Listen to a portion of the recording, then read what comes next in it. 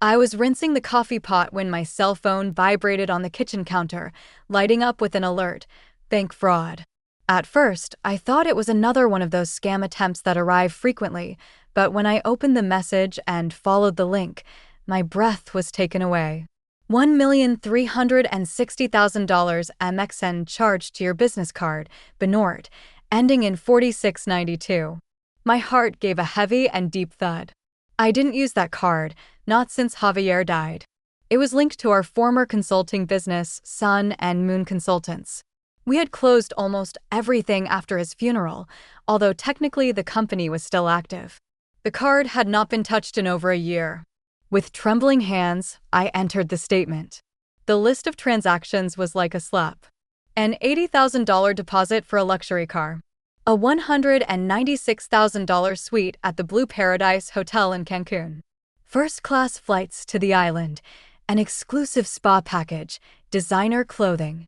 One after another, the purchases piled up, each one more extravagant than the last. I stopped counting after 40. Then the message came, "I loved the trip and the walk, Mom.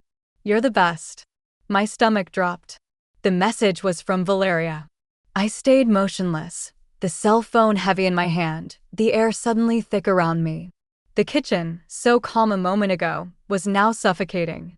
The morning sun came in through the blinds and bounced off the linoleum, as if it had no right to shine with so much joy. Valeria had taken the card. There was no other explanation. No one else had access. I hadn't thought about that account for months, much less said anything about it. But last Sunday, after dinner, she insisted on helping me with the plates, wrapping me in one of her warm, uncommon hugs. Now I remembered her fingers brushing against my purse. I didn't want to believe it then, and I didn't want to believe it now, but I did, not because of the purchases, not even for the audacity of the theft, but for that message, that boastful, smarmy text. The kind that pretends darling while stabbing me in the back. I sat down slowly at the table, in the same place where Javier and I shared coffee every morning for 38 years. My legs no longer supported me. This wasn't about money, it was something colder, crueler. I looked again at the statement, the total still shining on the screen, and a silent shiver ran through me. It was not an accident, and it certainly wasn't the first time. I didn't sleep that night.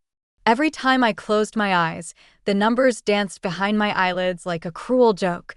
1,360,000 pesos. Why buy a car she didn't earn? A trip she didn't need? A reward she didn't deserve? In the morning, anesthesia became something more focused. I turned on my old laptop and entered the Sun and Moon accounts. It took me several attempts to remember the password. My fingers hesitated over the keys, as if a part of me still wanted to believe this could be something else, anything, but it wasn't. There were charges from almost 8 months ago, small at first, $4,400 for roses at a boutique, $11,000 at a spa in the center. I had seen them in passing, dismissing them as errors or promotional charges. Now I saw what evidence they were. She was measuring how much she could take before I realized. By the 4th month, the amounts became bolder. Designer stores, jewelry, flights, high-end restaurants, all charged to the company card. My card. I had been so careful not to touch that account since Javier died, honoring the silent dignity of what we built together. It once paid salaries, consulting trips, closed million-dollar contracts. Now it was paying for massages and martinis. I called Marcela Torres, the company's accountant for more than 15 years. She answered on the second ring. "Carmen," she said, "it's been a while since we talked." "I need to check the company card statements," I said, "the ones on the Benort account." A pause.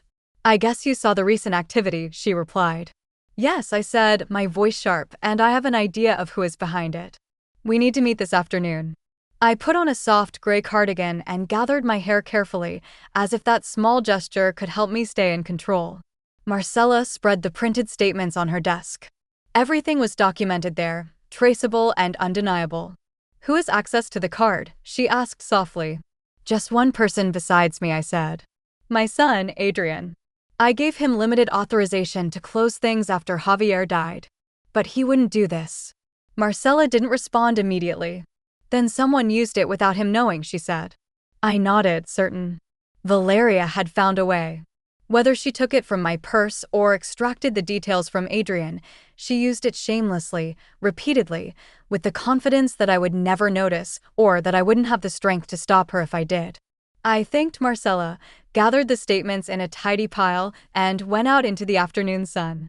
The breeze was warm, but it couldn't touch the cold that formed in my chest. I didn't tell Adrian that night. Not yet. Not until I could make him see what I now saw clearly. Not until I faced the truth I had denied for years. I once believed that the distance between Adrian and me was just part of growing up, something natural when building a life with someone new.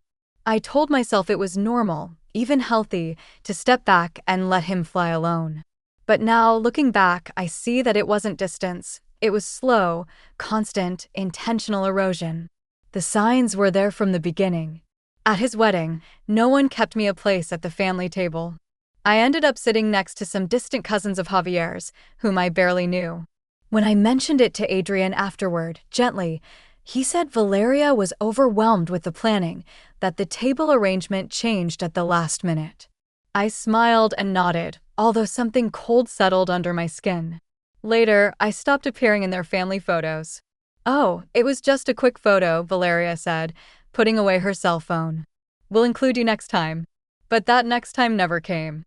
The photos that did go up painted a perfect picture of a couple without familial ties, without a mother-in-law. Just two bright, carefully curated lives in view. The first Christmas after their wedding, I spent weeks knitting a cashmere scarf in Valeria's favorite color. She opened it, lifted it briefly, and said, "How thoughtful. Someone must love it." The scarf disappeared. Months later, I found it dumped in the back of her closet, still with the donation label. On Mother's Day, I cooked all of Adrian's childhood favorite dishes: cinnamon rolls, roasted pork, lemon pie. Valeria spent most of the brunch photographing the food for Instagram. "How authentic," she said, smiling at her phone. "Nothing like old-fashioned home-cooked food, as if I were a museum relic." Adrian laughed and nodded, unaware of how her words stripped the dignity from everything I had offered. That same day, she talked about buying a bigger house with better security. She looked at my living room as she said it, her eyes scanning the tapestry I put up the year Adrian was born. "Of course, we'd like to be close enough to help when Carmen needs it," she added sweetly. "It's not safe for older people to live alone." I remember looking at my hands then, hands that built a business, paid for Adrian's university, held Javier's in the hospice, signed every paper alone after the funeral. But for her, I was already a burden. She sowed seeds one by one. "You left the stove on, Carmen. You told that story already, remember? Maybe it's time to simplify your finances." To Adrian, it sounded like help. To me, it was a slow rewriting of who I was. I wanted so much to stay in his life that I started to believe her version of me. I stopped correcting her, stopped pushing back, let her lead because I thought it meant keeping my son. But now I knew the truth. She wasn't trying to help, she was trying to erase me, and I had let her for too long. I prepared a roast beef, Adrian's favorite since he was 10 years old. I even set the table with Javier's good dishes, the silver cutlery we only used on holidays. Everything looked warm, familiar, safe. When they arrived, Valeria was radiant in a custom-made burgundy dress, a diamond bracelet flashing with every movement. She greeted me with a hug that barely touched genuine. "You look lovely, Carmen," she said sweetly. "And something smells amazing." "Dinner's ready," I said. "Let's eat." We talked about trivial things during the meal. I asked about her trip. Valeria jumped in to talk about champagne on the balcony, boutique shopping, and a small rented car they exchanged for a convertible. Adrian barely added details, just smiled and nodded. He looked tired.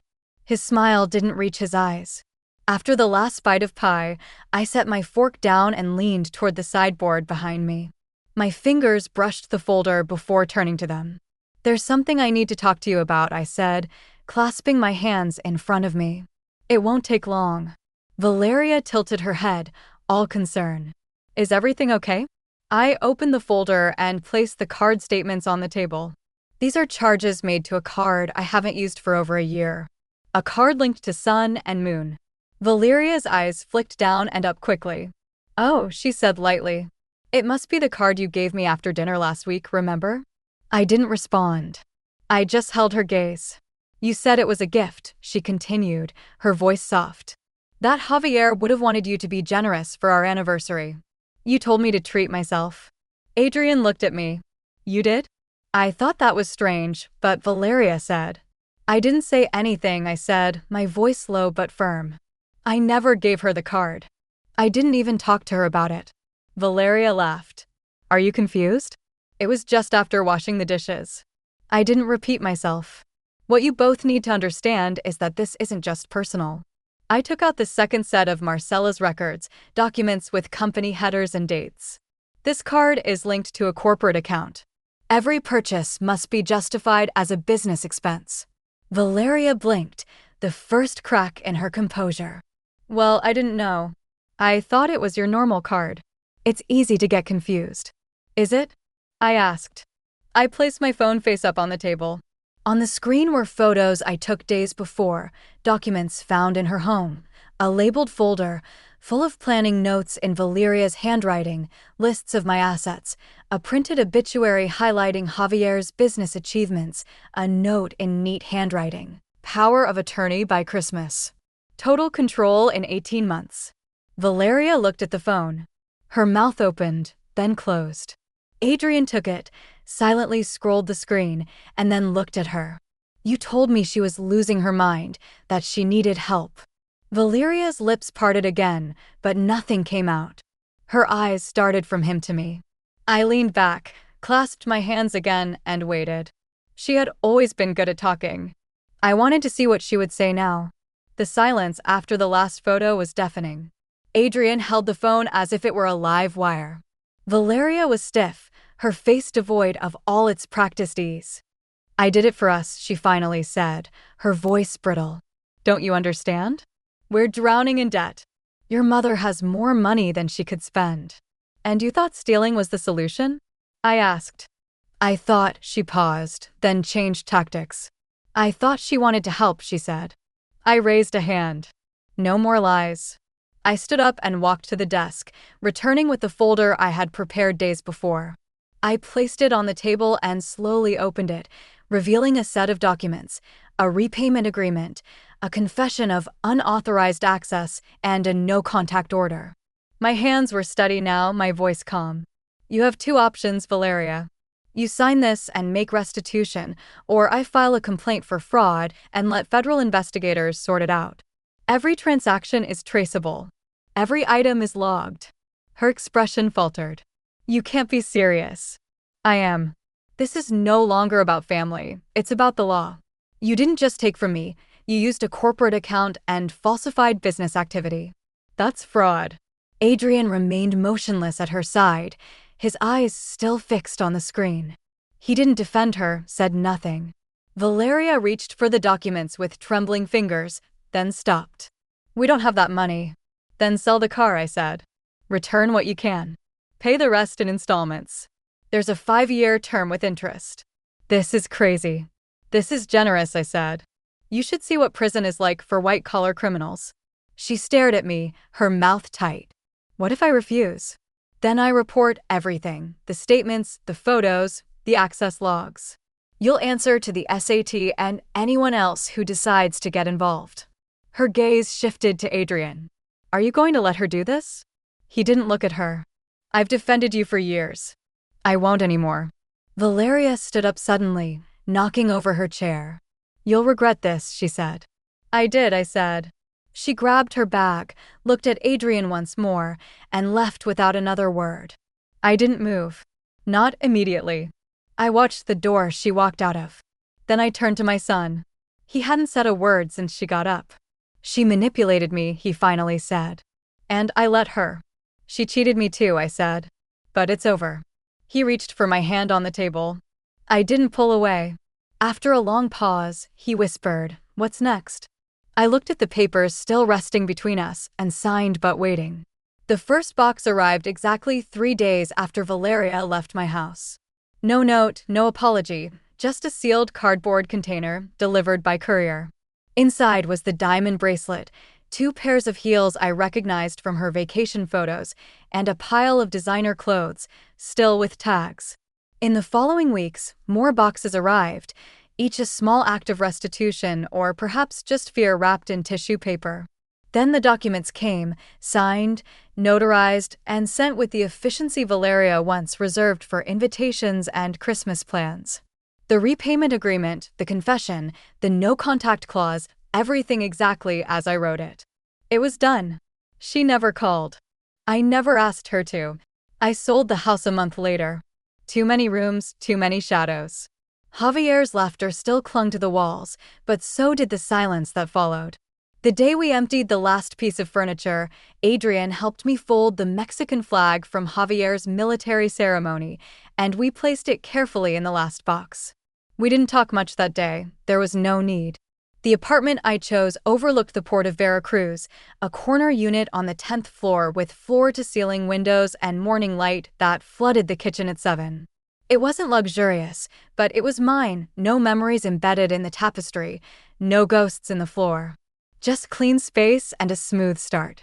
I joined a book club that met every other Thursday, a walking group on Tuesdays. I even signed up for a photography course and discovered how to capture reflections and light, as Javier used to teach me about contracts and leverage.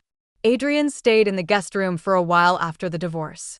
We worked late and often crossed paths like ships in the night, me returning from the boardwalk while he poured cereal before bed. Eventually, he found his own apartment a few blocks away. I helped him hang his first painting. He helped me mount a coat rack by the door. That was the deal now, small things shared equally. We didn't talk much about Valeria. There was nothing to say. She had returned the items, signed the papers, and was gone. From what I learned from acquaintances, she moved to the West Coast. The rumors followed, of course, a new relationship, an older man with properties. The pattern repeating itself, but I no longer cared. One morning, standing in my new kitchen with a cup of coffee warming my hands, I realized I hadn't thought about her for days. The weight that once sat on my chest had lifted, and I could breathe fully again, not as someone's mother-in-law, not as a burden, just as Carmen. That was the morning I decided to do something I hadn't done in over 30 years. I opened a blank journal, wrote the words, start over, and mend it. It's been 6 months without drama, no apologies, no noise. Each morning, I stood by my window and watched the sunrise over the brown port, a mug in hand, the light shifting from silver to gold on the water. It became my silent ritual, a slow reminder that peace doesn't come suddenly but unfolds one breath at a time. Adrian came every Sunday, sometimes with groceries, sometimes just with time. I saw him differently now, lighter. The tension in his mouth had softened, and the way he moved through a room no longer suggested apologies. We didn't talk much about the past. We talked about cookbooks, about what I wanted next. That was enough. Sometimes I caught myself smiling for no reason at all. I was amazed at how lightness could return after years of carrying an invisible weight. It wasn't about the money. The numbers never mattered much after Javier left. What Valeria had taken wasn't in the statements. She stole peace, trust, the silent security of being seen with clarity. And yet, she didn't keep it because she underestimated what I rebuilt from nothing long before she entered our lives. She thought it would be easy to erase me, that my kindness was weakness, that age made me small. But she never understood what I gave to Adrian and Javier before, that it wasn't something that could be taken or erased. It had roots. I still tended those roots daily. One afternoon, I received a message from Elena, a woman from the book club. She had lent me a novel the week before, and I returned it with a handwritten note inside. Her message read, "You look like someone who's been through fire and come out shining." I sat with that for a while, not because I needed the affirmation, but because it named something I hadn't. Yes, that was it. I hadn't burned, hadn't vanished. I didn't let the fire consume me. I just walked through it and kept walking. That night, as the port lights flickered and the sailboats rocked gently on their moorings, I opened the journal on my desk and turned to a new page. The pen hesitated for a moment before I wrote a single line at the top, "This life is mine."